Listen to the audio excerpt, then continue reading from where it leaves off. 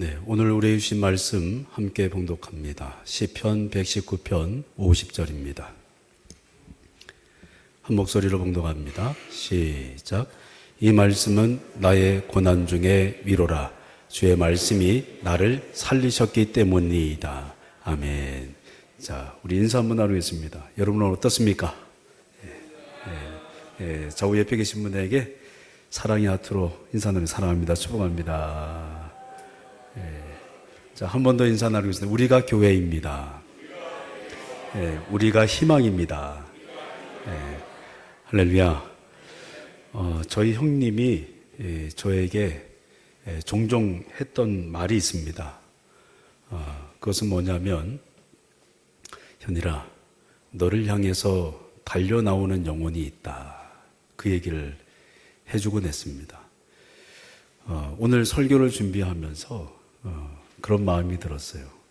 하나님께서 여러분을 향해서 달려나오게 하는 영혼들이 있는 줄로 믿습니다. 주님이 우리에게 생명을 주시고 은혜를 주셨을 때는 우리를 통해서 이 땅에 길을 잃어버린 사람들, 방황하는 사람들, 그리고 길을 찾지 못하는 사람들, 그 많은 사람들, 또 한편으로 우리에게 맡겨주신 줄로 믿습니다. 하나님께서 오늘 저희들에게 이런 격려와 위로를 하시는 것 같아요. 또 그 일을 이루기 위해서 우리 믿는 믿음의 성도들에게 내가 말씀으로 너를 일으켜 줄게, 또 말씀으로 힘을 내게 해줄게, 또 말씀으로 내 삶을 감당하게 해줄게, 오늘 이렇게 말씀하시는 것 같아요. 아멘. 사실 생각해 보면 우리 힘으로 걸어갈 수 있는 믿음의 길이 아닙니다. 우리가 계획한 대로 갈 수 있는 길도 아닙니다. 변수가 너무나 많고 어려움은 너무나 많고 가다가 지칠 때도 많고 때로는 감정적으로 녹록치 않을 때도 많고 상황이 여의치 않을 때도 참 많습니다. 그러면 여기서 한 가지 질문하겠습니다. 하나님이 이 모든 상황을 아실까요? 아실까요? 알고 계십니다. 주님은 모두 다 알고 계신 줄로 믿습니다.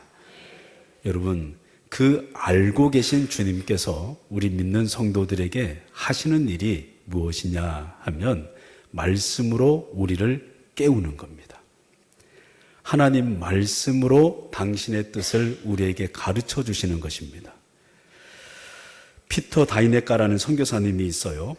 오래전 이제 소련에서 선교 활동을 했던 분이신데, 이분은 북유럽에 있는 많은 사람들을 무역 상인이나 그리고 관광객으로 위장시켜서 소련에 하나님 말씀, 성경책을 보급하는 선교 사명을 감당했던 분이셨습니다. 제가 학생 시절에 만났던 이삭 선교사님도 이런 선교 사역을 북한에 복음 전파를 하시는 분이셨는데, 이삭 선교사님이 북한에 가셔서 이제 성경을 전하고 몰래 그 사역하는 중에 어떤 소녀가 선교사님을 갑자기 손을 딱 잡고 골목으로 끌고 들어가더래요. 왠가 하고 그 소녀를 유심히 바라보고 있는데 그 소녀가 손바닥에다가 뭘 자꾸 그리더래요. 뭔지 몰라서 좀 답답하게 계속 쳐다만 보고 있는데 나중에 알고 봤더니 십자가를 그리고 있었던 거예요. 왜요? 입으로 말하거나 말하는 소리를 들으면 잡혀가니까. 나 예수님 믿는다고 말하고 싶고 예수님 믿는 믿음의 사람이라고 고백하고 싶은데 말하면 잡혀가고 죽을 수 있으니까 그 소녀가 그 선교사님의 손바닥에다가 십자가를 그리는 거예요. 어떤 분은 자기 평생의 소원이 목사님에게 안수받는 거였대요. 북한 주민 가운데 한 분이. 근데 그분을 만난 거예요. 공개적인 장소에서 목숨을 걸고 안수기도를 받으셨대요. 여러분, 주님을 믿는 것은 진짜 생명을 소유한 것입니다. 주님을 믿는 것은 머릿속에서 상상의 나래를 펼치는 게 아니고, 주님을 믿는 것은 삶으로 경험되어지고 내게 가장 최고의 가치가 되기 때문에 어떤 것과도 비교할 수 없는 은혜를 누리는 그 삶을 살아가게 되는 것입니다. 저는 저와 여러분들이 예수님을 믿고 예수 복음을 경험할 수 있기를 축복합니다. 저는 여러분을 만날 때마다 늘 하는 얘기가 이거예요. 행복하세요. 즐거우세요. 기뻐합시다. 옆에 있는 분에게 한번 얘기할까요? 행복합시다. 즐거웁시다. 기뻐합시다. 생명이신 주님이 내 안에 계신데 왜 그렇게 울상들을 하고 다니는지 모르겠어요. 우리 주님이 내 인생을 다 하신다고 말씀하는데 무슨 고민이 그렇게 많은지 모르겠어요. 옆에 있는 분에게 한 번 더 얘기해 줄까요? 맡깁시다. 의지합시다. 아멘. 내 주님이 모든 것을 다 아시고 내 주님이 이 세상을 창조하셨고 그분이 나를 구원하셨고 내 죄를 용서하셨다 그러는데 옆에 있는 분에게 말씀해서 왜 그렇게 심각한 거냐고 물어봐 주세요. 예? 여러분 너무 심각하게 안 살았으면 좋겠어요. 물론 주님의 말씀이 내게 다가올 때 심각한 충격이 일어날 수 있어요. 하지만 여러분 충격을 주시는 말씀이어도 그 말씀은 기쁨으로 바뀝니다. 생명의 은혜로 바뀌는 줄로 믿습니다. 그러니까 여러분 오늘 주제가 뭐예요? 살리는 말씀. 하나님의 말씀은 우리를 살리기 위해서 주신 줄로 믿습니다. 말씀은 우리를 정죄하기 위해서 우리의 죄를 들춰내면서 너는 죄인이야 라고 이 목적으로 쓰여진 게 아니라 이 죄를 들춰내서 용서하심으로 우리를 살리기 위해서 주신 줄로 믿습니다. 많은 분들이 죄를 들춰내는 영역까지는 가는데 이 말씀으로 살아있는 복음을 누리는데 약한 거예요. 저는 저와 여러분들이 말씀을 누릴 수 있기를 축복해요. 이 다이네카 선교사님이 소련에 가서 많은 북유럽의 사람들을 관광객 그리고 상인들로 위장시켜서 성경책을 보급하는 선교 사역을 했어요. 근데 그 중에 한 분이 호텔에 묵게 됐는데 그 호텔에 묵으면서 기도했대요. 하나님, 제가 가지고 있는 성경책을 누구에게 주면 좋을까요?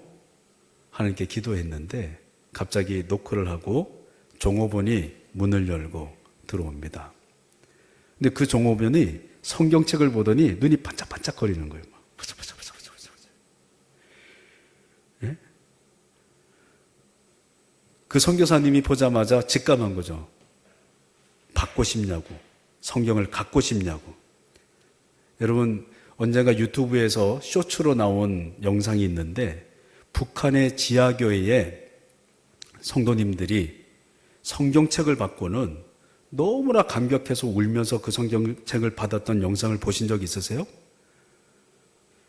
이 지구상에는 아직도 여전히 그 성경책을 그리워하고 사모하면서 믿음으로 서 있는 사람들이 많이 있습니다. 여러분 우리가 성경책을 볼 수 있는 것, 생명의 말씀을 마주대할 수 있는 것 복인 줄로 믿습니다. 그러니까 이 말씀을 자꾸 묵상하시고 잘 먹으셔서 여러분 생명을 누릴 수 있기를 주의 이름으로 축복합니다. 이 여정업원이 반짝반짝거리니까 선교사님이 갖고 싶냐고 가지라고 성경책을 줬대요. 그랬더니 이 여인이 하는 말이 선교사님, 제가 사실은 성경책을 너무 갖고 싶었습니다.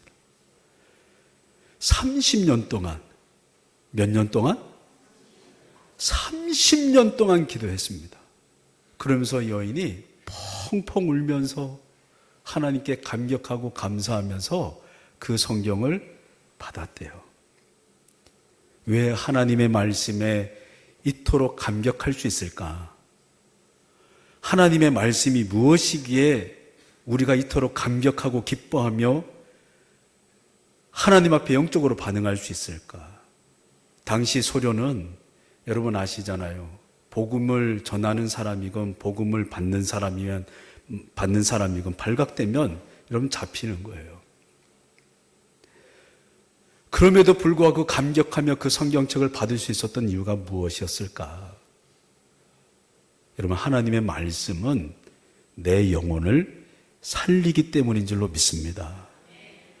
오늘 본문 말씀 시편 119편 50절을 다시 한번 읽어볼게요. 읽습니다. 시작. 이 말씀은 나의 고난 중에 위로라. 주의 말씀이 나를 살리셨기 때문이니이다. 여러분, 시편 119편은 학자들의 견해에 따르면 학사 에스라가 집필했다고 해요.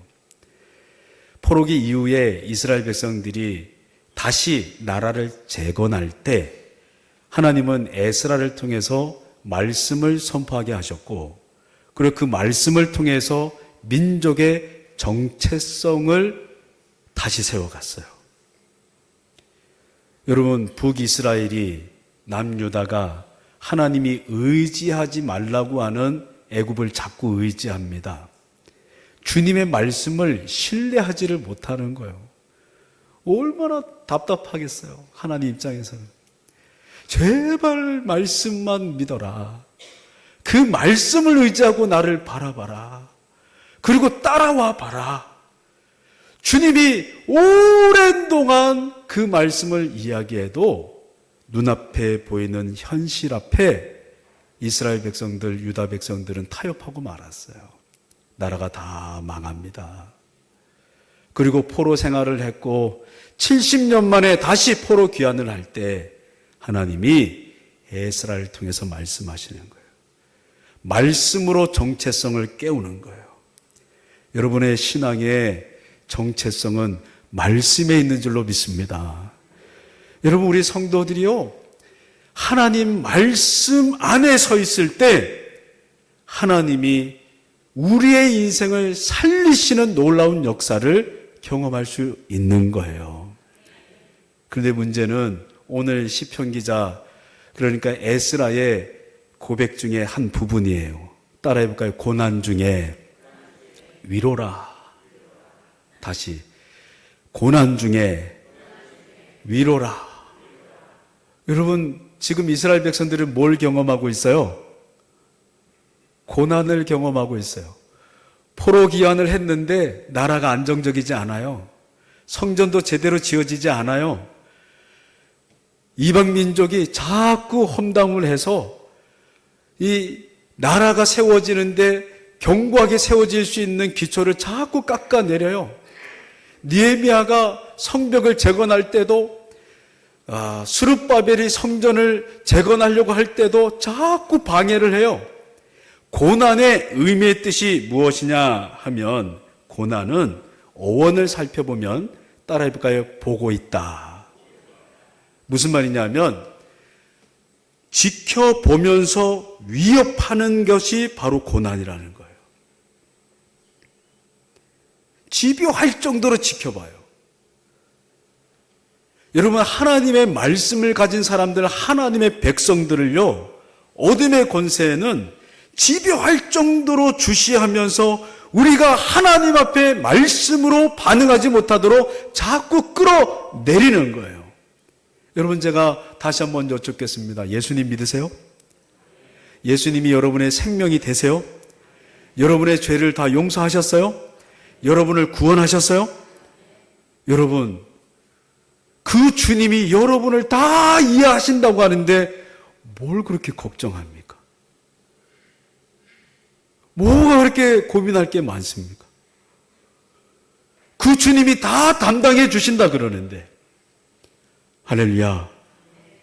수많은 위협이 포로 귀환 이후에 그들의 존립을 위협했습니다. 근데 그런 위기 가운데서 에스라가 뭐라고 얘기하는 거예요? 주의 말씀이 나를 살리셨나이다. 여러분, 하나님의 말씀이 나를 살린다고 말해요. 문제가 해결돼서 내가 사는 게 아니었어요. 어려운 과제가 해결돼야 내 영이 사는 게 아니었어요. 여러분, 이 말이 잘 안 들리실 수 있어요. 근데 오늘날 많은 그리스도인들이 주님 앞에 기도할 때마다 자꾸 문제 해결만을 기도합니다. 이거 해주세요. 저거 도와주세요. 이거 풀어주세요. 이거 만족시켜주세요. 그게 채워져야 내가 사는 게 아니었어요. 고난은 여전히 있지만 그 고난 중에 내 영이 사는 영적인 비결은 하나님의 말씀이 경험되는 거였어요. 할렐루야.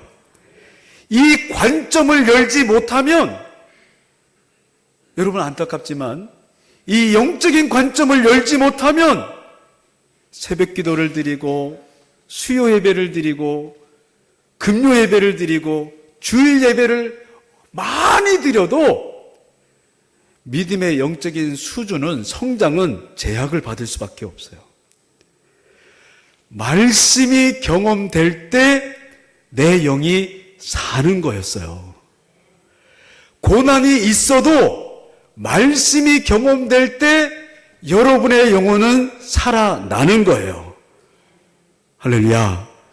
근데 살다라는 이 단어가 어원을 살펴보면 몇 가지 뜻이 있어요. 그게 뭐냐 하면, 제가 오늘 9시 반 예배 드려보니까 한 가지밖에 얘기를 못했는데 얼마나 갈 수 있을지 모르겠어요. 나머지는 우리 목자분들한테 들으세요. 설교 여건을 다 드렸기 때문에. 여러분 보세요. 살리는 하나님의 말씀, 살리다라는 이 단어의 뜻이 첫째가 뭐냐면, 따라 볼까요? 약속하다. 한 번 더, 약속하다. 맞아요. 여러분, 하나님의 말씀이 여러분에게 경험되어졌다는 건 내게 무엇이 생겨났다는 거예요? 하나님의 약속이 생겨나고 하나님의 약속이 경험되어졌다는 거예요. 약속은 보통 미래적 사건으로 주어질 때가 많이 있습니다. 뭔가를 성취해야 되고 뭔가를 이뤄야 되는 과정이 요구될 때가 많죠. 그런데 이상해요. 하나님의 말씀이 내게 약속으로 주어지면,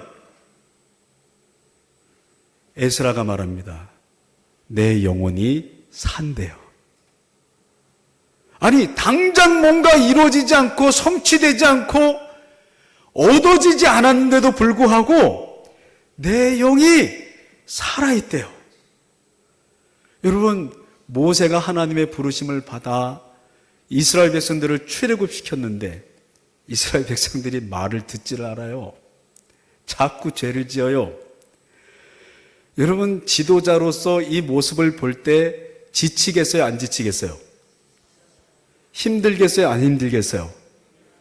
여러분, 매일이 힘들죠.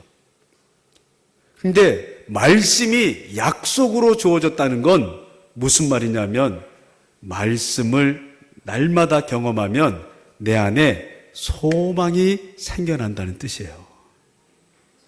이상하죠? 하나님이 말씀을 주셨다는 건 자꾸 내 안에 소망이 일어난다는 뜻이에요. 그 말은 모세가 40년 동안 광야에서 이스라엘 백성들을 이끌고 갈 때 분명히 그가 마주치는 것은 광야의 모래바람이고 이스라엘 백성들의 불신앙의 강력한 저항인데, 그 안에 하나님의 말씀이 약속으로 주어지니까 날마다 하나님의 살아있음이 자기와 함께 역동할 수 있기에 40년을 걸어갈 수 있었던 거예요. 할렐루야. 말씀이 내게 경험되어졌다는 건 여러분, 약속이 주어졌다는 뜻이에요. 그래서 하나님의 말씀을 경험한 사람들의 모습을 보면 생동감이 있는 거예요. 영이 살아있는 거예요. 분명히 지금 고난이 있는데, 분명히 지금 나를 위협하면서 쫓아오면서 나를 옥조이고 자꾸 나를 무너뜨리는 존재가 내 옆에 있고 어쩌면 나 스스로도 정죄하면서 나는 그걸 누릴 수 없을 거라고 생각하지만 진짜 말씀을 경험하는 믿음의 사람은요, 지금 고난 중에도 소망의 믿음으로 영이 살아있는 거라고요. 할렐루야. 근데 어둠의 권세는 자꾸 이걸 주저앉혀요. 주님이 생명의 말씀으로 내게 왔고 은혜로 내게 왔고 그 말씀을 주셔서 나를 계속 격려하고 있는데도 불구하고 우리의 시선이요, 자꾸 주님이 아닌, 말씀이 아닌 다른 곳을 향하는 거예요. 여러분, 그때 우리의 믿음이 주저앉는 거예요. 여러분, 창세기 15장에 보면 하나님이 아브라함에게 말씀하세요. 따라해볼까요? 두려워하지 말라. 15장 1절에서 말씀하세요. 뭐 하지 말라? 근데 여러분 잘 보세요. 전 문맥을 보면 아브라함은 두려워할 상황이 아니에요. 왜냐하면 창세기 14장에서는 소돔과 고모라 성을 점령하고 그리고 소돔 성의 사람들과 재산을 다 빼앗아간 민족을, 연합 군대를 아브라함이 집에서 길러낸 318명의 군사를 데리고 다 싸워서 승리하고 되찾아오거든요. 그러면 지금 아브라함은요, 충만한 상태여야 돼요. 왜요? 승리했잖아요. 하나님의 역사를 봤자 연합 군대를 격파했잖아요. 근데 주님이 아브라함에게 뭐라고 말씀하셨다고요? 두려워하지 말라. 아니, 분명히 승리의 역사를 경험했는데 왜 갑자기 주님이 두려워하지 말라고 했던 걸까요? 그의 마음속에 하나님이 자기를 부르시고 약속하셨던 말씀에 대한 의심이 생겨나기 시작했던 거예요. 여러분, 약속의 말씀이 내게 믿어지지 않을 때 두려움은 찾아오는 거예요. 바로 전날 내가 성령에 충만했고 바로 전날 내가 엄청난 업적을 남겼어도 내 마음속에 약속의 말씀이 믿어지지 않을 때 두려움이 찾아오는 거라고요. 내 영혼이 사는 건 문제가 해결돼서가 아니었어요. 승리를 얻어서가 아니었어요. 내 영혼이 사는 건 약속의 말씀이 내게 경험될 때 그때 사는 거였어요.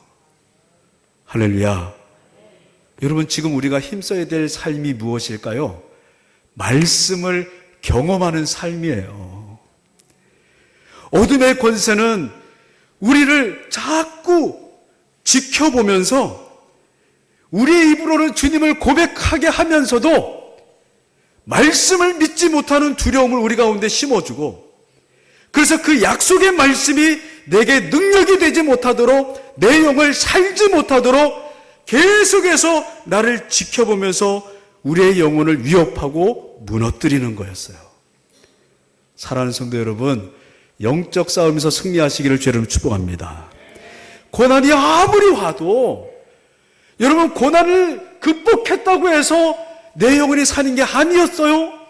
말씀이 경험될 때 영이 산다는 걸 여러분 믿음으로 받으시기를 축복해요. 아멘.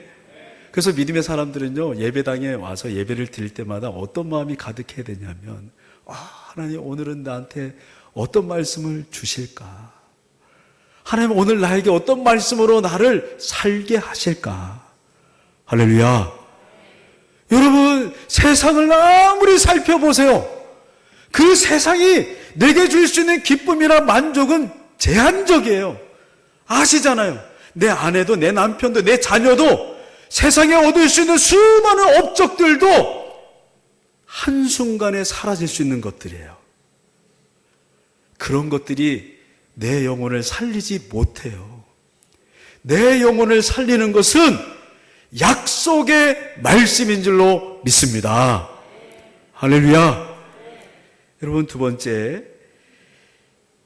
살리다의 뜻은요, 어떤 뜻이냐면, 따라해 볼까요? 회복하다. 한 번 더, 회복하다. 하나님의 말씀이 내게 경험되어지면 무엇이 다시 경험되어진다는 거예요? 회복의 역사가 일어난다는 거예요. 여러분, 이 말씀을 믿으십니까? 생각해 보세요. 여러분이 언제 제일 행복했나?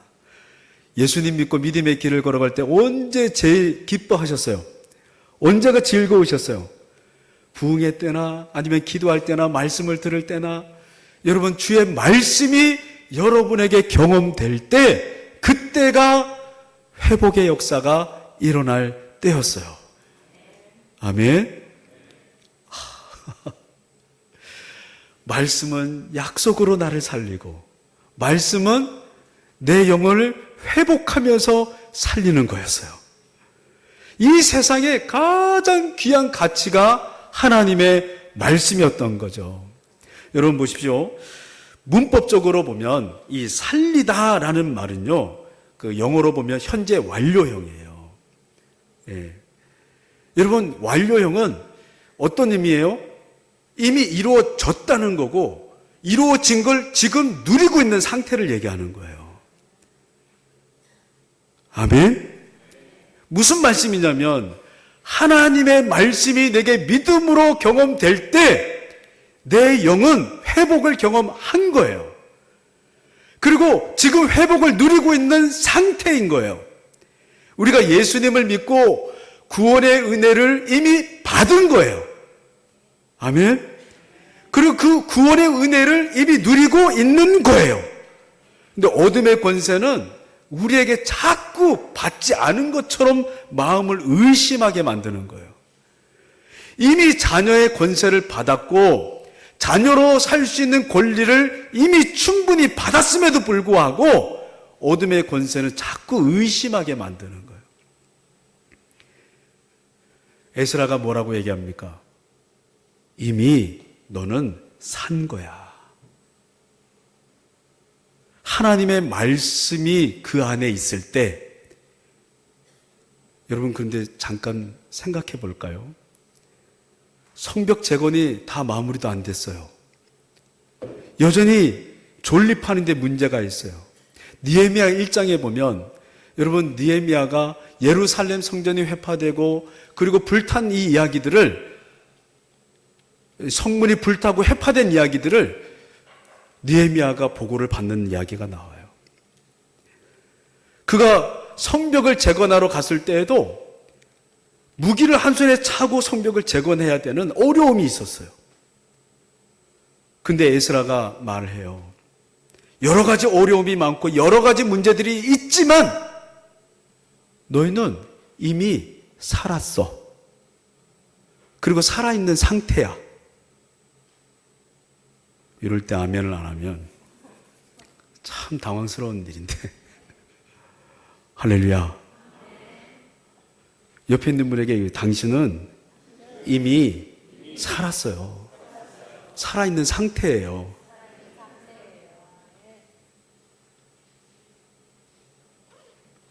근데 어둠의 권세는 자꾸 속이는 거예요.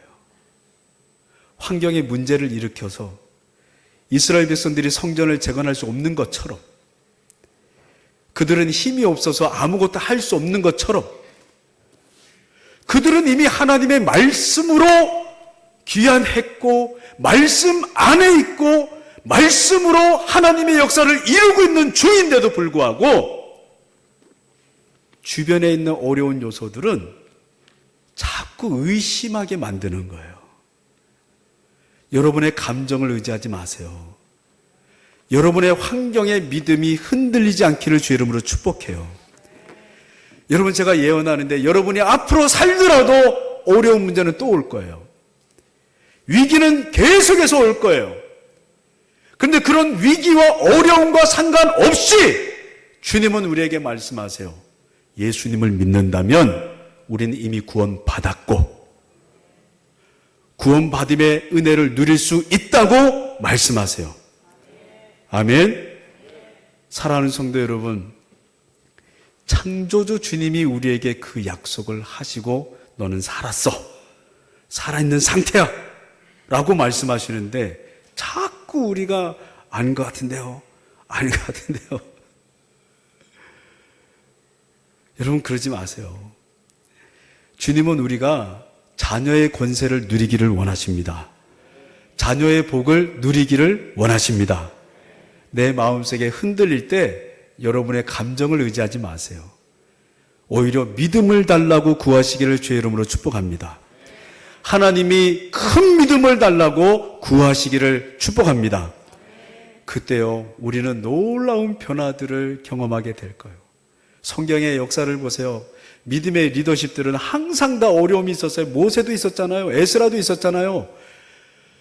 아무도 믿음으로 강력하게 반응하지 못할 때 말씀에 충만한 에스라, 느헤미야, 모세, 갈렙, 여호수아, 예수님의 제자들은 어떠한 상황에서도 말씀을 의심하지 않고 그 말씀을 믿음으로 반응할 때 그들의 능력이 아니었어요. 문제가 해결돼서가 아니었어요. 말씀에 대한 살아있는 하나님이 회복시키는 그 말씀을 경험할 때 그들은 영적으로 건강하게 날마다 반응할 수 있었던 줄로 믿습니다. 말씀은 우리를 회복시켜요. 그러니 여러분, 주일날 우리가 예배를 드릴 때마다, 수요 예배든 금요 예배든 새벽 예배든 예배를 드릴 때마다 우리는 기대해야 되는 거예요. 말씀이 나를 회복시킵니다.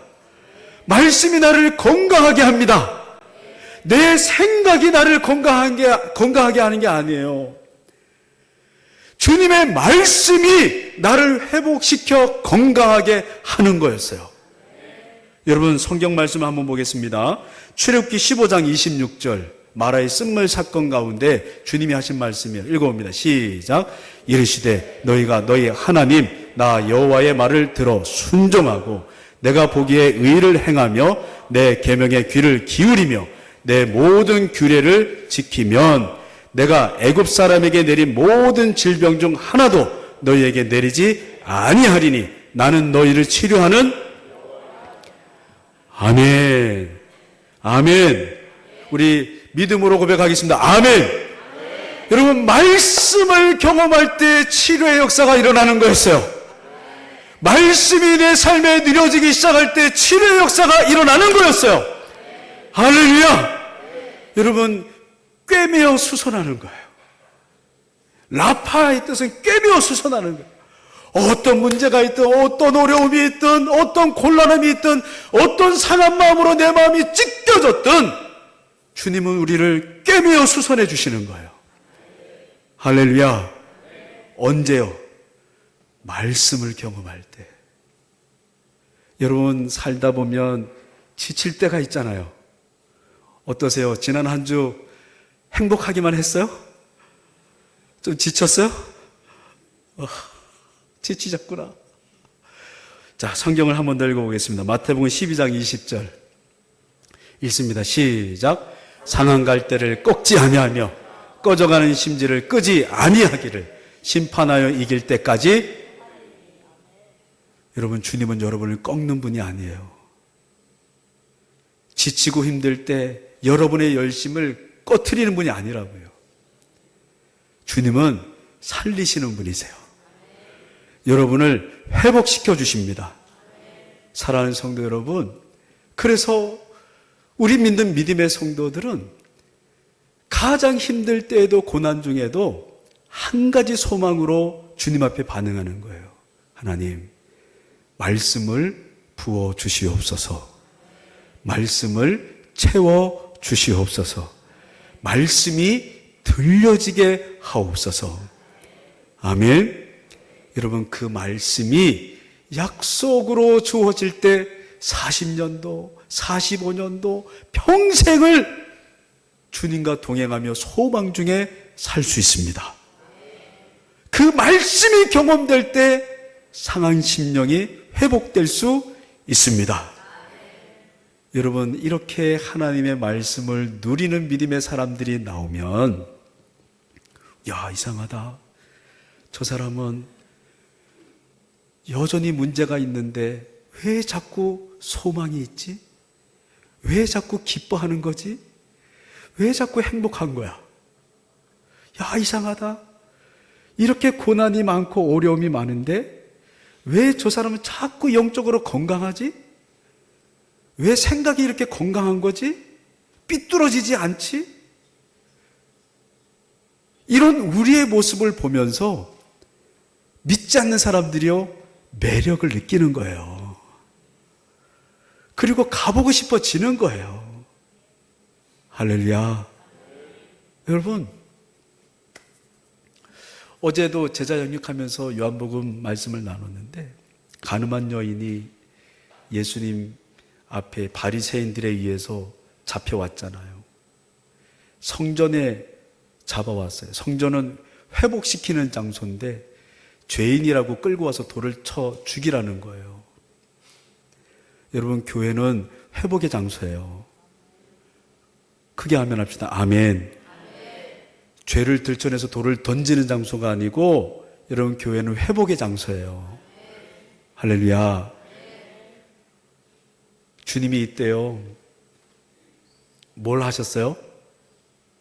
바닥에 너희 중에 죄 없는 자가 돌로 치라, 글을 쓰셨어요. 주님은 바리새인과 동조하는 사람들이 악하다는 걸 알았어요. 그렇죠? 그런데요, 분노하면서 대처하지 않아요. 혈기로 그들을 싸우면서 문제를 풀어내지 않아요. 뭘 하셨어요? 쓰셨어요.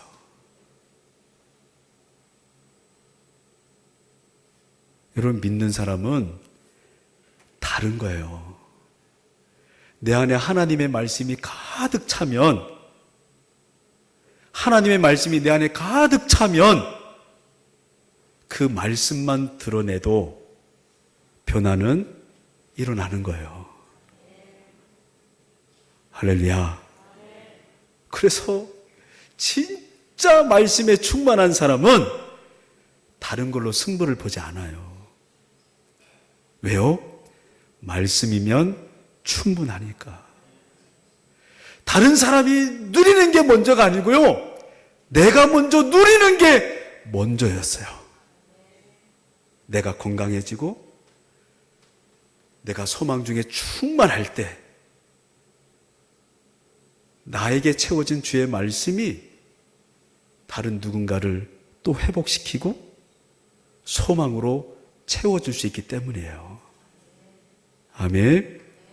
한 주간 동안 여러분 애쓰셨습니다. 수고하셨어요. 주님이 오늘 말씀으로 여러분을 격려하시는 줄로 믿습니다. 여러분, 말씀으로 일어서기를 주의 이름으로 축복합니다. 옆에 있는 분에게 축복하세요. 수고하셨습니다. 애쓰셨습니다. 말씀으로 힘을 얻으세요. 아멘. 기도하겠습니다. 하나님,